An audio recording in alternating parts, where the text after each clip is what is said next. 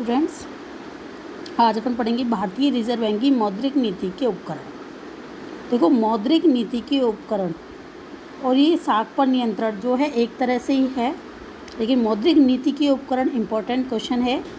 तो इसमें कौन कौन से पॉइंट आएंगे, वो जैसे रेपो दर, रिवर्स रेपो दर और आपके नगद कोषानुपात, वैधानिक तरल कोषानुपात में परिवर्तन, ये सब इसके अंतर्गत आएगा।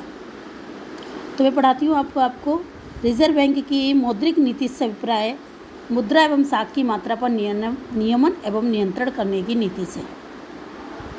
मैंने आपको पहले बताई थी ना मौद्रिक नीति और राजकोषीय नीति। तो मौद्रिक नीति कौन बनाती है? Reserve bank. भारत में मौद्रिक एवं साख नीति रिजर्व बैंक अपने केंद्रीय बोर्ड की सिफारिश के आधार पर जारी करता है। मौद्रिक नीति के उपकरण कौन कौन से हैं? पहला है रेपो दर। कई बार 2 नंबर के क्वेश्चन में भी पूछ लेता है रेपो दर से क्या आशय, रिवर्स रेपो दर से क्या आशय, इसलिए आपको पॉइंट भी ध्यान रखनी है। तो रेपो दर से अभिप्राय उस ब्याज दर से है जो कि रिजर्व बैंक वाणिज्यिक बैंकों से अल्पकालीन दैनिक लेन देन हेतु ऋणों पर वसूल करता है। मतलब ब्याज को वसूल करेगा। कौन करेगा? रिजर्व बैंक करेगा। किससे करेगा? व्यावसायिक बैंकों से करेगा। आ गया ना समझ में?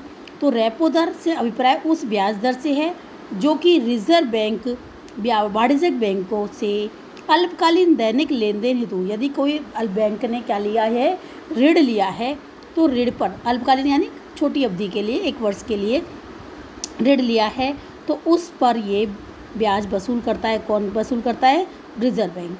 तो रिजर्व बैंक बहुत कम अवधि के लिए ऋण देता है, 1 वर्ष से कम अवधि के लिए ऋण देता है, जिसे अपन क्या कहते हैं? ओवरनाइट कहते हैं। तो आ गया होगा समझ में आपको। तो रेपो दर क्या है? वह ब्याज दर है जिस दर पर कि रिजर्व बैंक व्यावसायिक बैंकों से अल्पकालीन दैनिक लेन देन हेतु ऋणों पर वसूल करता है। इसको क्या कहते हैं? ओवरनाइट। रिजर्व बैंक इस उपकरण का प्रयोग बैंकों की तरलता घटाने के लिए भी करता है। ठीक है ना? यानी कि कमी वृद्धि करता रहता है। बैंकों को कम देगा मार्केट में तो कम पहुँचेगा, अधिक ऋण देगा तो अधिक पहुँचेगा। अब है रिवर्स रेपो दर। रिवर्स रेपो दर क्या है? कई बार आपने पेपर में पढ़ते हो कि सरकार ने अभी इसी कोरोना के टाइम पर भी रिवर्स रेपो दर को कम करा था। तो सभी आपको एक बात मैंने आपको पहले भी बताई है, सभी व्यावसायिक बैंकों को अपनी जमाओं का कुछ प्रतिशत भाग किसके पास रखना पड़ता है? रिजर्व बैंक के पास रखना पड़ता है। तो रिजर्व बैंक इस जमाओं के एवज में क्या प्रदान करता है? ऋण प्रदान करता है। तो देखो, रिवर्स रेपो दर से अभिप्राय उस ब्याज दर से है जो कि रिजर्व बैंक वाणिज्यिक बैंकों को उनकी जमाओं के एवज में अदा करता है। रिजर्व बैंक इस उपकरण का प्रयोग बैंकों की तरलता सीमा सीमित करने के लिए करता है। ठीक है। अब है नगद कोषानुपात। नगद कोषानुपात भी वही है जिसमें कि सभी व्यावसायिक बैंकों को अपनी जमा का कुछ प्रतिशत भाग रिजर्व बैंक के पास रखना पड़ता है। तो रिजर्व बैंक अपनी सभी व्यावसायिक बैंकों का शीर्ष बैंक है। अतः सभी व्यावसायिक बैंकों को अपनी नगद जमाओं का एक निश्चित अनुपात अपने पास रखना पड़ता है। इसे नगद कोषानुपात यानी CRR कहते हैं। यदि इस कोषानुपात में वृद्धि होती है तो व्यावसायिक बैंकों की साख सृजन क्षमता में क्या आ जाएगी? कमी आ जाएगी। यानी कि जब वो अपने पास कोष को ज़्यादा रखेंगे, जैसे कि 1 लाख में से 20,000 पहले रखते थे, अब यदि 25,000 रुपये रखेंगे तो 75,000 रुपये ही मार्केट में दे पाएंगे, तो मार्केट में कम जाएगा, तो साख पर नियंत्रण हो जाएगा, यानी मुद्रा प्रसार पर नियंत्रण हो जाएगा।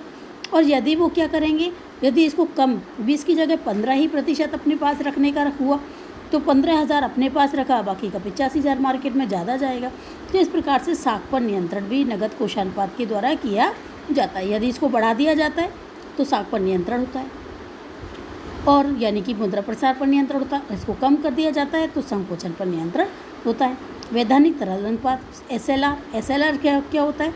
देखो, SLR का मतलब होता है कि तरल यानी कि लिक्विड, बहना। एक तरह से सभी व्यावसायिक बैंकों को अपनी जमाओं का कुछ प्रतिशत भाग अपने पास रखना होता है, जिसे वैधानिक तरल कोषानुपात कहते हैं।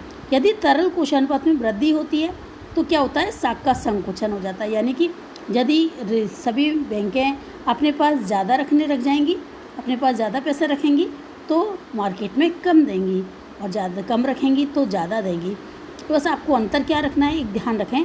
नगद कोषानुपात तो जो होता है, क्योंकि मैंने केंद्रीय बैंक में जो बताया था कि उन्होंने बुक में जो लिखा हुआ है मैंने वही समझाया था कि नकद कोष अनुपात के अंतर्गत क्या बताया था कि उन्होंने बताया है रिजर्व बैंक वो अपने व्यावसायिक बैंक अपने पास रखती हैं, और तरल कोष अनुपात का मतलब मैंने केंद्रीय बैंक के अंतर्गत बताया था कि जो रिजर्व बैंक के पास रखा जाता है, जबकि वो चीज़ गलत है, लेकिन वो आपको उसमें उसी प्रकार से लिखनी पड़ेगी क्योंकि बुक में वही दिया हुआ है।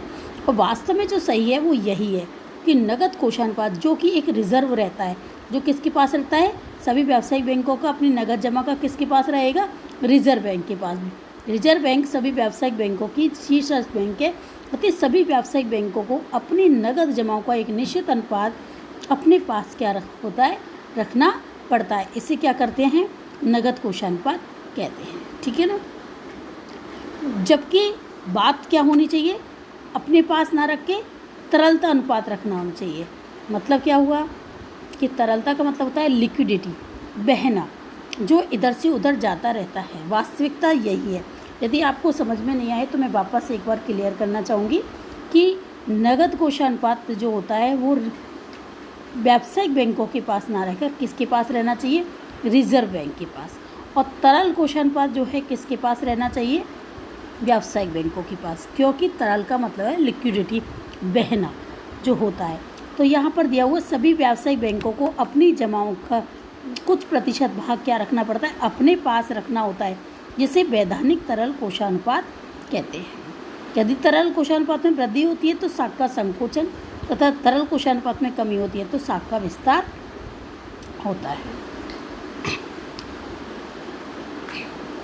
व्यावसायिक बैंक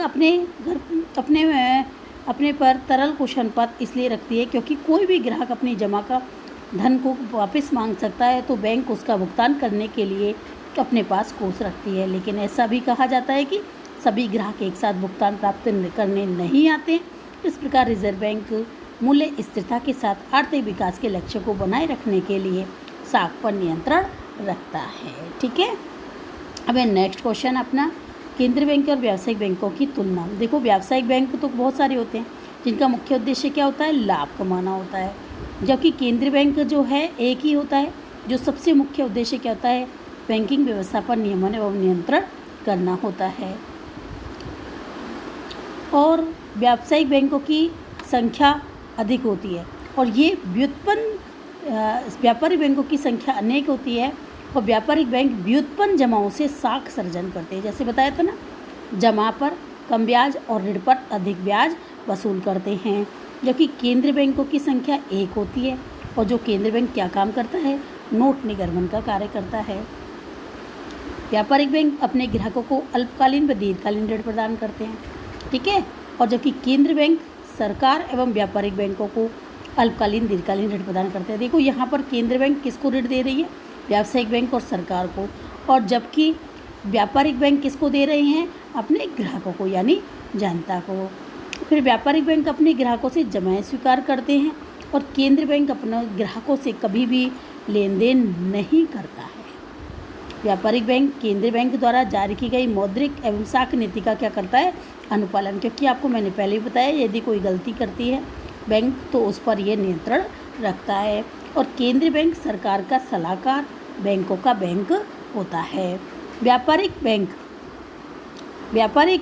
बैंक केंद्रीय बैंक द्वारा निर्धारित मौद्रिक नीति के क्रियान्वयन में अप्रत्यक्ष रूप से योगदान देता है, जबकि केंद्रीय बैंक देश का मौद्रिक नीति का निर्धारण क्रियान्वयन पर नियंत्रण रखता है। ठीक है। ये आज आपका लेसन समाप्त हुआ, आप इसको याद कर लेना। ठीक है।